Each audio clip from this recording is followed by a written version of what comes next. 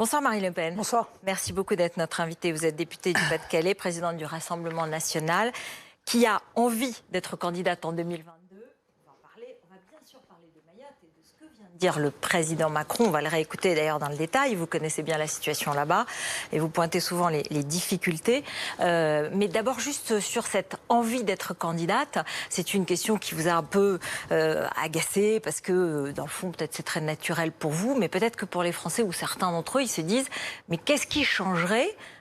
en 2022 par rapport à 2017. Qu'est-ce qui ferait qu'elle aurait plus de chances de gagner en 2022 qu'en 2017 ? Ce serait votre troisième candidature. Je pense que honnêtement, il y a de plus en plus de Français qui comprennent qu'on ne peut pas continuer comme ça, que la situation commence à devenir dramatique sur le plan de la sécurité, sur le plan de la fracturation de la société, fracturation sociale, fracturation identitaire, fracturation territoriale, et que donc il est urgent qu'une autre politique soit mise en œuvre. Mais il y a une forme de plafond de verre qui s'est mis en place au deuxième tour, à la dernière fois. Et pourquoi ça serait différent? Non, vous voyez, c'est ça qu'on essaye de comprendre. Quelle chance avez-vous de plus? Le plafond de verre n'existe pas. Voilà. On nous a vendu le plafond de verre dans d'autres élections, à Hénin-Beaumont. Et puis, vous voyez, à Hénin-Beaumont, on est monté au fur et à mesure. Et un jour, on a gagné Hénin-Beaumont. Et très certainement, j'en suis convaincu, Steve Briouat sera élu au premier tour la prochaine fois. Donc, il n'y a pas de plafond de verre. Il y a à convaincre les Français. Ils sont, je crois, de plus en plus nombreux à être convaincus. Il y a aussi une recomposition de la vie politique qui s'était engagée il y a un certain nombre d'années et qui, aujourd'hui, est en quelque sorte à maturité et qui permet de faire le grand choix qui était déjà en quelque sorte, qui s'était déjà esquissé lors de la dernière présidentielle entre ceux qui défendent la nation, avec toutes les conséquences de la nation, des frontières, une identité, une culture, un patriotisme économique, et ceux qui pensent que la nation est un concept dépassé, ancien, obsolète, comme Emmanuel Macron. Qu'est-ce que vous répondez à Robert Ménard qui, le 7 octobre dernier, sur BFM TV, a dit, tout en disant que vous étiez aujourd'hui la première opposante à Macron, que vous aviez reconquis du terrain par rapport à la présidentielle. Si on se retrouve avec un deuxième tour comme ça, c'est l'assurance pour M. Macron d'être réélu. Notre job, c'est de trouver un autre visage. Et vous dites recomposition, vous ne vous dites pas que peut-être peut y avoir une nouvelle personnalité qui interviendrait en 2022, comme Macron en 2000. Je ne sais pas. Madame Ménard. Non, parce qu'en l'occurrence, si vous voulez, juste après, il a dit qu'en réalité, cette personnalité, dans son esprit, pouvait être incarnée par sa femme. Le problème, c'est que M. Ménard, pour l'instant, il est tout seul. Et qu'il y a des millions, et même peut-être beaucoup plus qu'il y a quelques années, de Français qui attendent que la politique pour laquelle je plaide se mette en œuvre et qui ont confiance en moi pour la mettre en œuvre, qui ont confiance dans mes compétences, dans mon entourage, dans mon expérience. Il y a eu un doute en 2017, vous l'avez surmonté, vous êtes revenu, mais on se dit que les conditions objectives sur le papier, elles sont peut-être pas tellement nouvelles. Et puis un mot quand même, vous parliez de recomposition politique. Dites-moi, M. Chirac, il a mis combien de temps à se faire élire? Plusieurs fois, oui. Et M. Mitterrand? Oui, mais ça a changé, vous l'avez dit vous-même. Oui, attendez, vous l'avez dit vous-même. Il y a une recomposition, il y a la recherche de la nouveauté, et le nom Le Pen, il existe dans la vie politique française depuis 1974. Oui, Madame Elkrief, si les Français souhaite que quelqu'un d'autre soit au second tour, c'est quelqu'un d'autre qui sera au second tour. Mais s'il souhaite que je sois au second tour face à Emmanuel Macron, c'est comme ça que ça se passera. Vous dites pas si je gagne, vous dites si je suis au second tour. Mais être au second tour, vous l'êtes, vous l'avez été, mais c'est gagner qui est important pour vous. C'est que ce ne sont pas les journalistes qui décident. C'est le peuple français qui décide. Voilà. Et par conséquent, j'irai, moi, à cette bataille, avec encore une fois mon expérience, avec les coups que j'ai pu prendre, avec ce que j'ai appris aussi des coups que j'ai pu prendre, avec cette conviction que j'ai chevillée au cœur, avec cette exigence qui est la mienne, et je dirais aux Français, moi je suis prête à faire le job qu'Emmanuel Macron ne fait pas. Parce que la réalité c'est qu'on a eu beaucoup de grandes promesses, beaucoup d'espérance chez beaucoup de Français que les choses changent, et puis on a encore une fois un véritable cataclysme social. Un dernier mot, on a un cataclysme économique, je suis désolée de le dire. On y revient tout de suite. Juste un mot pour finir sur ce chapitre. François Hollande ce matin propose un véritable régime présidentiel avec un mandat pour le président de 6 ans et une différence entre le mandat des députés et le mandat des présidents pour que le président ait plus de pouvoir, que ce soit plus clair, mais que le Parlement ait aussi du pouvoir. Oui, j'adore ces gens qui ont toujours plein d'idées quand ils ont été battus. Quand ils sont au pouvoir, ils n'ont pas d'idées, ou en tout cas, ils ne les mettent pas en œuvre. Et quand ils sont battus, ils ont plein d'idées. Moi, je suis pour le septennat non renouvelable. Voilà, c'est au moins très clair. Ça veut dire que quand on est élu, on ne passe pas la moitié de son mandat, comme le fait Emmanuel Macron depuis déjà un certain nombre de mois, à préparer sa future élection. Et on a 7 ans, parce qu'il faut 7 ans pour changer profondément les choses dans notre pays. Alors, l'immigration, puisque c'est l'actualité d'aujourd'hui, c'est le déplacement du chef de l'État à Mayotte. Vous connaissez bien ce département français. En août dernier, vous aviez dit que le gouvernement est à côté de la plaque, vous plaidez pour la suppression du droit du sol. C'est aussi le thème qu'a choisi Emmanuel Macron pour y aller. Et je vous propose qu'on réécoute, parce qu'il veut démontrer que depuis qu'il est arrivé au pouvoir, eh bien, des choses ont changé et il y a eu des progrès face à l'immigration clandestine. Les reconduites à la frontière augmentent en effet fortement. Elles sont aujourd'hui quasiment de 24 000 à date depuis le début de l'année. Là où l'année dernière, elles étaient d'à peine 9 800. Les interpellations en mer ont augmenté de 50% depuis le début de l'année pour atteindre le niveau inégalé de 550 personnes interpellées en septembre 2019. Vous le voyez, à eux seuls, ces chiffres montrent qu'il ne s'agit plus de paroles, mais bien d'une action efficace désormais de l'État et de la puissance publique, dont l'objectif est non seulement d'endiguer les flux, mais de décourager les passeurs et ceux qui utilisent leurs services, et de démanteler ces réseaux de passeurs de manière efficace. Il y a des résultats. C'est bien de voter Rassemblement National, hein. Et que même quand on n'est pas au pouvoir, ça a son efficacité, puisque ça oblige en réalité Emmanuel Macron à s'intéresser à la situation qui est catastrophique de l'île de Mayotte. Je précise pour que tout le monde comprenne que votre parti a fait 45%, à peu près 46% aux européennes. En revanche, au présidentiel, Emmanuel Macron était en tête. Non. Au deuxième tour. Non. Au deuxième tour, par définition. Oui. Non, mais d'accord. Mais au premier tour, nous étions en tête. Et pour une raison très simple, c'est que la situation de l'île est une situation catastrophique. Alors aujourd'hui, il apporte des chiffres, mais qui en réalité, sont des chiffres qui démontrent qu'il vide la mer. Deuxième au premier tour avec 27%. Il vide la mer. Deuxième au premier tour. Il vide la mer avec une petite cuillère. Emmanuel Macron, pour une raison très simple, c'est qu'il se félicite du fait qu'il renvoie plus de monde. Mais il y a plus de monde qui arrive. Et ceux qu'il renvoie sont les mêmes d'ailleurs qui reviennent le lendemain. Pourquoi ? Parce qu'il se refuse à adopter avec les Comores une démonstration de fermeté. Il est inadmissible que nous acceptions que le président des Comores explique qu'il ne luttera pas contre l'immigration clandestine, que Mayotte appartient aux Comores, qu'il dénie à la France le droit... Il faut faire la guerre ?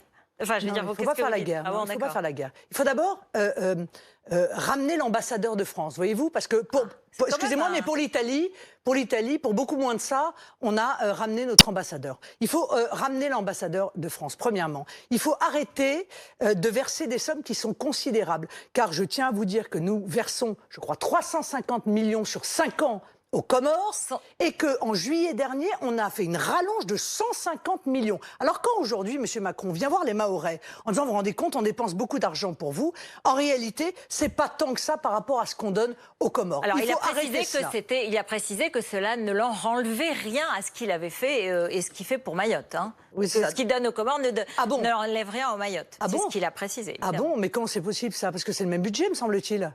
Ben, vous voyez, moi, je prendrais l'argent qu'on donne aux Comores et je le donnerais aux Mahorais. Et notamment, je le donnerais pour précisément arrêter cette immigration clandestine. Oui, il faut supprimer le droit du sol. Parce que tant qu'on ne supprimera pas le droit du sol... Il est déjà panaché, vous êtes d'accord, à Mayotte. C'est-à-dire qu'il faut un par an déjà en situation régulière à Mayotte. Ça ne fonctionne pas. L'idée même que l'on puisse, par le simple fait d'accoucher sur le territoire, être régularisé est irrépressible. Donc il faut, qu'aucune régularisation ne soit possible. Déjà régulier. Il faut être déjà un parent régulier. Il faut qu'aucune régularisation ne soit possible. Aucune. Vous venez de manière illégale, vous restez illégal et on vous renvoie chez vous. Et si vous voulez venir, alors il faut le faire de manière légale. Il n'y aura pas d'autre solution.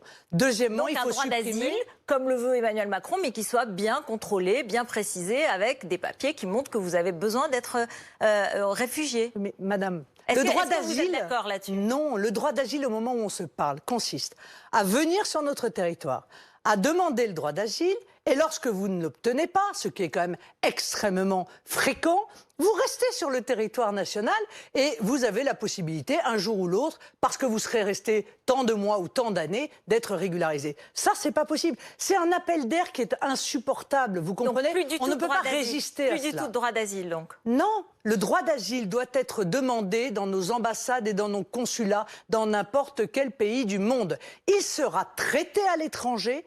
Et lorsqu'on vous dira oui, alors vous pourrez rejoindre le territoire national. Ça nous évitera beaucoup de soucis. Pas toujours facile, parce que quand on demande l'asile, c'est qu'on ne peut pas peut-être aller au consulat, dans la ville, on est obligé de s'enfuir et que c'est difficile. N'importe quel pays du monde. Oui, vous pouvez aller dans le pays d'à côté pour réclamer votre droit d'asile. Non, c'est parfaitement faisable et croyez-moi, c'est la seule solution. Ça va d'ailleurs nous faire gagner beaucoup d'argent parce que pendant tout le temps de traitement du droit d'asile, eh bien, ce sont les Français qui payent, évidemment, pour l'entretien des demandeurs dont beaucoup savent qu'ils ne l'obtiendront jamais. On ne va pas se raconter d'histoire. Et puis, le droit du sol, ça consiste en réalité à accoucher sur le territoire national avec l'espoir que l'enfant ayant vocation à devenir français, eh bien, il puisse ainsi, après, faire venir l'ensemble de sa famille par le regroupement familial. Ça aussi, c'est irrépressible. Il faut arrêter ça totalement. Nous réclamons ça depuis des années. Nous ne sommes pas les seuls, parce que je me souviens que M. Barouin, il y a plusieurs années, avait également réclamé cela. Et dans ce domaine-là, Mme Crève, le en même temps, ça ne fonctionne pas non plus. Il faut être très clair, il faut être très ferme, et accessoirement très ferme avec le président des Comores, parce que le président des Comores, il attente à la souveraineté de notre pays et à l'unité de notre pays. Celui qui est garant de cela, c'est M. Macron. Monsieur Macron qui veut être sur le thème de l'immigration, clairement, et qui a répondu aux questions d'Agathe Lambray, notre envoyée spéciale, en exclusivité tout à l'heure, et qui, on va l'écouter, a expliqué sa philosophie de différenciation entre le droit d'asile, l'immigration, et qui veut bien qu'on soit un peu plus fin sur ces questions et qu'on ne fasse pas... justement, qui défend une forme d'en même temps. On l'écoute. C'est du vrai en même temps. Si on veut réussir à bien répondre à la demande d'asile, c'est-à-dire à la protection légitime que les combattants de la liberté sont en droit d'attendre de nous et que nous protégeons dans notre Constitution, il nous faut être rigoureux sur ce qui ne relève pas de l'asile. Il faut se battre contre l'immigration clandestine, être plus efficace et reconduire au pays d'origine ceux qui n'ont pas droit à l'asile. Ces deux éléments sont les deux faces d'une même politique. Non mais le droit d'asile, là, à Mayotte, de qui des Comoriens? C'est aussi en général. Hein. C'est aussi en général. Oui, en général, parce que là, des Comoriens, si vous voulez, il n'y a pas de question de droit d'asile, là, objectivement. Bon. Dans tout ce qu'il a dit d'ailleurs, on voit bien qu'il n'a pas perçu quelle est la globalité du problème. Parce que le problème de l'immigration clandestine, c'est évidemment le fait que nos services publics sont totalement surchargés à Mayotte. Ils ne peuvent plus faire face.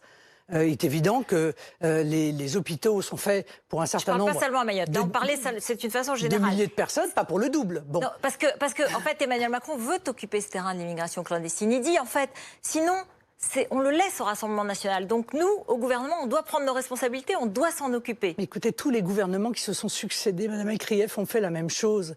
Ils pensent que parler, c'est agir. Il suffit de dire... immigration, immigration, immigration, pour que l'immigration soit réglée. Non, il faut des actes et il faut des actes courageux. Or, il n'en a pas le courage. Depuis 2 ans et demi qu'il est au pouvoir, il n'a rien fait en matière d'immigration. Si, il l'a aggravé.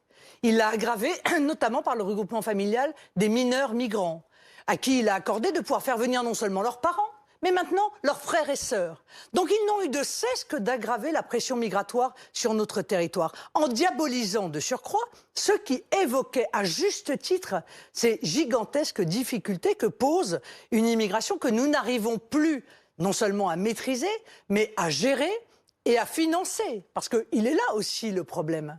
Or, donc, si vous voulez, je n'attends absolument rien d'Emmanuel Macron. Moi, j'ai entendu ses discours de campagne. Moi, je me souviens du discours de Marseille.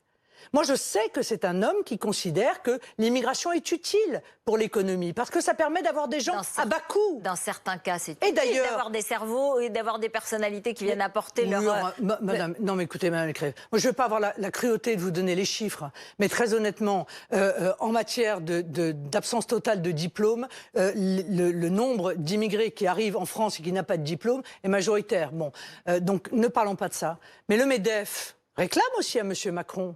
Là, actuellement, au moment où je vous parle, le MEDEF discute de l'immigration. Et qu'est-ce qu'ils veulent? Ils veulent ouvrir une nouvelle voie d'immigration. Comme s'il n'y en avait pas assez. Une nouvelle filière d'immigration pour pouvoir avoir des gens à bas coût et pouvoir les employer exactement de la même manière qu'on l'a fait dans les années 70 avec les conséquences que l'on connaît. Sauf que ça a un nom.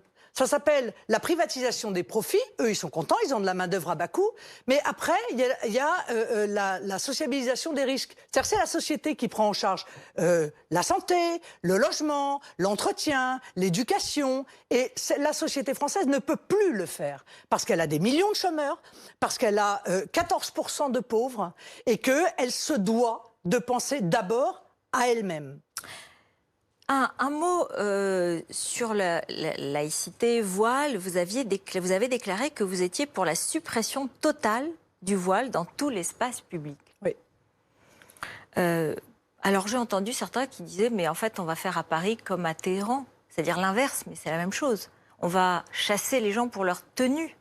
On va chasser, on va faire une chasse aux vestimentaires. C'est possible ça? On va faire comme Atatürk, quoi, en Turquie. Qui avait imposé la laïcité. Et vous savez pourquoi il l'avait fait, d'ailleurs. C'était une autre époque. Mais vous savez pourquoi il l'avait fait? Parce qu'il savait pertinemment, lui et un certain nombre d'autres dirigeants, d'ailleurs, arabes ou non arabes, que les frères musulmans exigent ce voile. Parce que ce voile est une arme entre les mains des frères musulmans. Et que plus il y a de femmes qui portent le voile, de force, ou avec leur consentement, soit parce qu'elles sont des militantes, soit de force parce qu'elles sont obligées de se soumettre à la pression sociale et familiale ou politique et religieuse qui porte sur elles. Donc nous sommes dans la même situation en réalité et nous avons le même choix à faire que ces pays. Mais on n'est pas Atatürk. Oui, mais d'accord, on n'est pas dans un régime totalitaire, on n'est pas dans un régime autoritaire. Mais on est dans un régime laïque. Régime démocratique, dans lequel on a le droit de porter ce qu'on veut dans l'espace public, je veux dire. Et puis concrètement... Pourquoi l'école? Pourquoi l'école et pas l'espace public? Parce que c'est partout. C'est partout. Et comment vous faites je voudrais qu'on vous écoute en 2004. Vous étiez contre la loi sur le voile? Ah non, jamais. On vous écoute. Je crois qu'il y a un amalgame qui est fait entre être pour le voile et pour la loi. On peut parfaitement être contre le voile, résolument, comme nous le sommes, et contre la loi parce que c'est un aveu de faiblesse de la part du gouvernement. La laïcité, les Français doivent le savoir, est un principe constitutionnel inscrit dans la Constitution. Oui. Et il me semble que le fait de faire une loi est une démonstration de faiblesse. Vous étiez contre la loi. Oui. Parce qu'en réalité, moi, j'étais pour la Constitution, surtout. Oui, mais attendez. Ce que vous dites, c'est que la loi, c'est démagogique, et puis c'est un aveu de faiblesse. Ça sert à rien parce que c'est inapplicable. Là, parce qu'il me semblait que... Non, pas du tout. Parce qu'il me semble que la Constitution est la loi suprême. La Constitution est la loi suprême. Nous sommes une république laïque. Cela veut dire que la religion doit rester dans l'espace privé. Donc le simple fait que la laïcité soit dans la Constitution aurait dû suffire. Mais manifestement, ça n'a pas été suffisant parce que le fondamentalisme islamiste s'est développé, a recruté, s'est imposé dans des quartiers entiers, parfois même dans des villes entières et parfois même dans des départements entiers, Madame El-Krief. Ça, c'est la réalité de ce que nous vivons en France aujourd'hui. C'est comme le communautarisme. J'ai réclamé depuis un certain nombre d'années que l'interdiction du communautarisme soit inscrite lui aussi dans la elle aussi, pardon, dans la Constitution. Parce que je vois que ce communautarisme est devenu un cancer quotidien. Et que si on veut lutter contre le communautarisme, si on veut lutter contre l'avancée du fondamentalisme islamiste, il faut en passer par des mesures claires et fermes. Concrètement, mais donc une loi, quand vous dites une loi sur l'espace public, on se demande comment vous l'appliqueriez. Et pourquoi est-ce qu'aujourd'hui ce serait moins démagogique de proposer une loi qu'en 2004, lorsque vous y étiez opposée? Madame, parce qu'entre-temps, l'immigration massive qu'a subi notre pays a démultiplié le fondamentalisme islamiste et le communautarisme dans toute une série d'endroits en France. Ce serait applicable concrètement. Madame El-Krief, on a décidé du jour au lendemain qu'on était obligé de mettre la ceinture de sécurité. C'est applicable de faire mettre la ceinture de sécurité aux gens? Des millions d'automobilistes comme ça? Il y a un policier derrière chaque automobiliste? Attendez, c'est pour la sécurité ou pour l'ordre public? C'est la loi. Mais c'est la loi. Mais c'est pas la liberté individuelle. C'est la volonté du peuple français. Le peuple français, face à un problème, dit, moi, je considère qu'à ce problème-là, il faut opposer une interdiction du voile dans l'intégralité de l'espace public. Et chacun doit s'y soumettre, comme toutes les lois dans notre pays. Lorsque vous entendez Jean-Michel Blanquer, le ministre de l'Éducation nationale, qui dit je ne suis pas accompagnée pour une femme voilée, une sortie scolaire, c'est légal. En revanche, le voile n'est pas souhaitable dans la société. Vous vous dites, finalement, il peut devenir un atout pour Emmanuel Macron sur ces questions parce que il dit je déteste la haine de l'autre que vous incarneriez, mais je déteste aussi la haine de soi qui incarnerait ceux qui détestent le communautarisme. Monsieur Blanquer a dit la haine de l'autre, le Rassemblement national? Non. Ne lui faites pas dire ce qu'il n'a pas dit. Non, voilà. Il a dit, dans son esprit, c'est ça. Donc il n'y a évidemment, dans notre esprit, aucune haine de l'autre. Ce que je regrette, c'est que quand on est ministre et qu'on considère que quelque chose n'est pas souhaitable, on propose une loi pour l'interdire. Voilà, c'est aussi simple que cela. Or, il ne le fait pas. Alors vous me direz, il a quand même eu le courage de le dire. C'est bien. Mais on voit bien que c'est un sujet qui fracture en réalité la majorité, entre ceux qui sont attachés à la laïcité et qui voient bien que celle-ci recule partout. Parce qu'on parle du voile, mais parlons de tout le reste. Parlons de l'avancée des fondamentalistes islamistes dans les clubs de sport.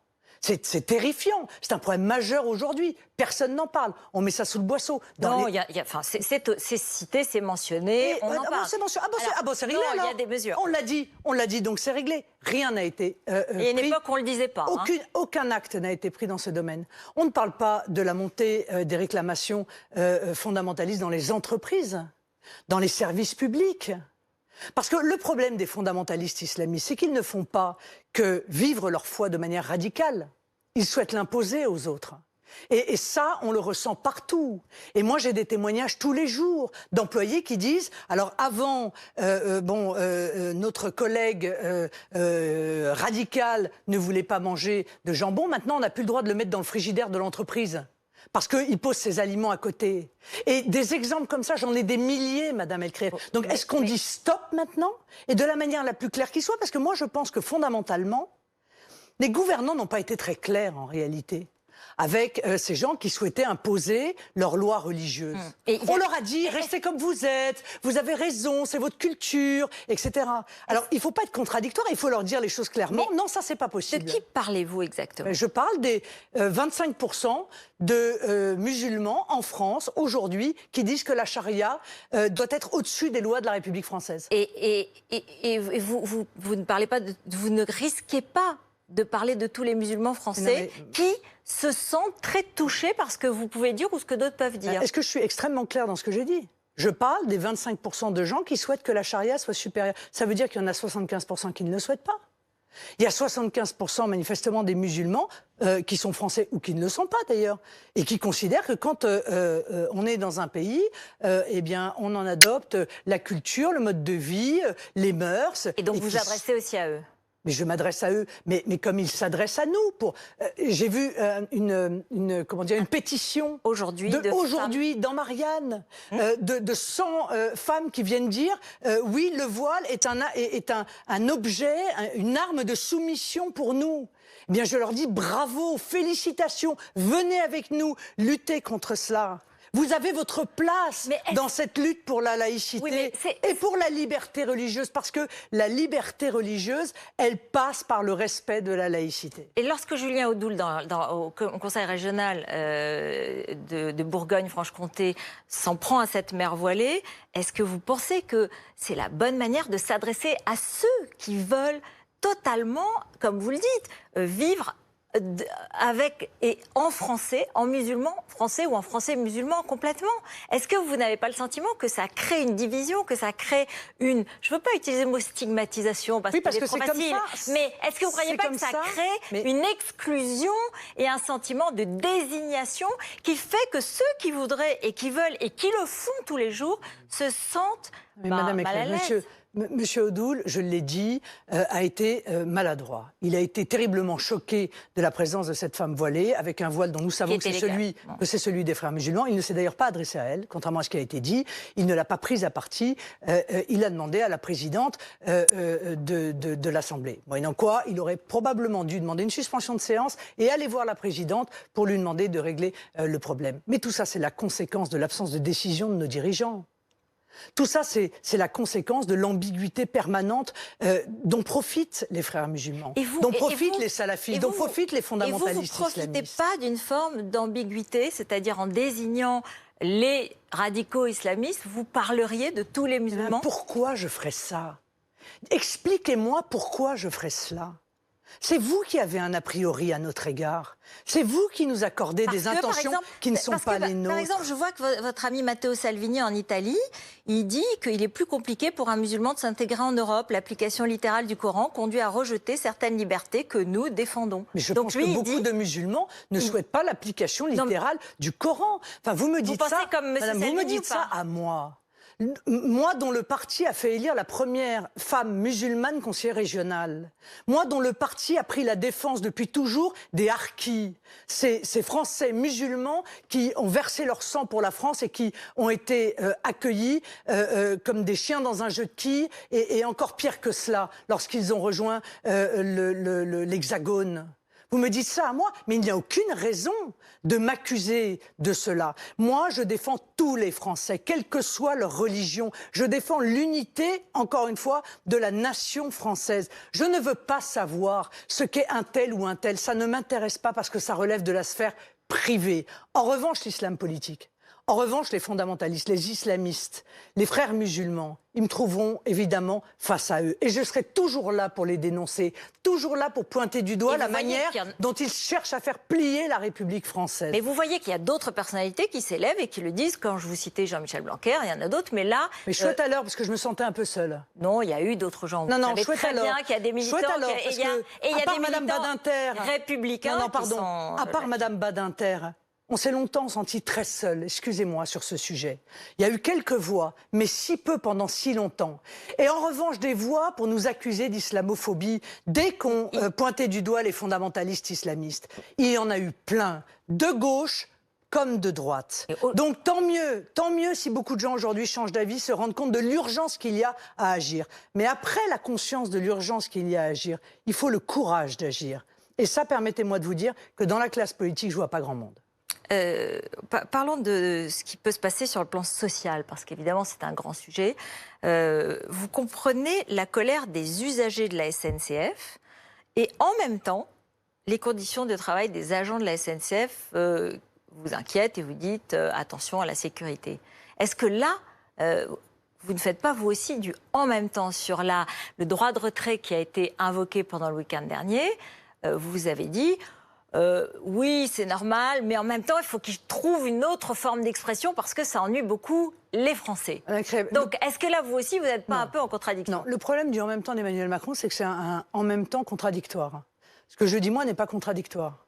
Je viens dire aux cheminots, je comprends votre inquiétude quand vous êtes seul dans un train. Je pense que ce ne sont pas des conditions correctes de sécurité pour les voyageurs. Et d'ailleurs, l'accident qui a eu lieu le démontre. Voilà. Donc, je viens les cheminots, parce que vous savez qu'il y en a certains qui étaient concernés par ce problème de sécurité, mais tous ceux qui ont utilisé leur droit de retrait dans les TGV ou dans les Ouigo n'étaient pas concernés. Mais je viens dire aux cheminots, je vous en supplie, arrêtez de prendre les Français qui sont dans des situations sociales qui sont comme les vôtres ou souvent bien pires que les vôtres, en otage. Il n'est pas possible dans la situation de précarité de notre pays que des familles ne puissent pas se réunir, qu'on perde de l'argent parce qu'on a pris des billets de train et qu'on ne peut pas prendre le train, alors que le billet de train est un sacrifice aujourd'hui parce que ça coûte une fortune, permettez-moi de vous dire, beaucoup de lignes. Qu'il y ait des familles entières qui restent pendant 2 jours sur le quai parce que le train est annulé. Trouvez d'autres moyens de réclamer ce que je considère comme légitime. C'est clair, c'est pas du en même temps. C'est extrêmement clair. La méthode qui a été utilisée m'apparaît dans les temps que nous connaissons pas admissible. Maintenant, la revendication de fond, elle l'est. Il va y avoir une journée d'action importante et une menace de blocage du pays le 5 décembre contre la réforme des retraites. Vous l'approuvez ?